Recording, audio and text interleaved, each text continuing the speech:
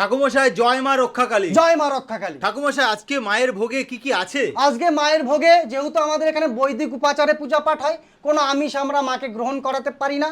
আজকের উপাচারের মধ্যে রয়েছে অন্ন রয়েছে, 5টা ভাজা আছে, সবজি আছে, ডাল আছে, দুধ আছে। যেহেতু এখানে গোপাল আছে, মা মনসার একটা ব্যাপার থেকে থাকে, সেই জন্য আমরা দুধটাকেও নিবেদন করেছি।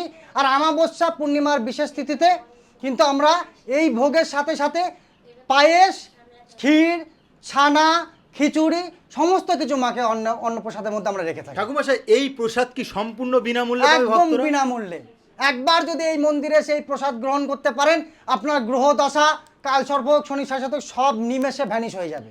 একবার এই অমৃততুল্য ভোগ দর্শন করুন আর গ্রহণ করুন, আর এই সশরীরে এসে পুজো পাঠ দিয়ে মায়ের আশীর্বাদ নিয়ে যান, ফল ফুল মিষ্টি নিয়ে যান। ঠাকুমশাই শোনা যায় মায়ের মন্দিরের ফুল আর জল নিয়ে গেলে ম্যাজিকের মতো রেজাল্ট ঘটে, কারণ মা এখানে জীবন্ত রক্ষাকালী, মায়ের মধ্যে প্রাণ আছে, তাই তো মায়ের এখানে ভর হয়, জানান হয়। তাই একবার এসে যদি একবার মায়ের ফুল ফল মিষ্টি আর ঘটের জল নিয়ে যেতে পারেন, আপনার সমস্ত সমস্যা মুক্ত। ঠাকুমশাই কিভাবে আসবে? মায়ের মন্দির কোথায়?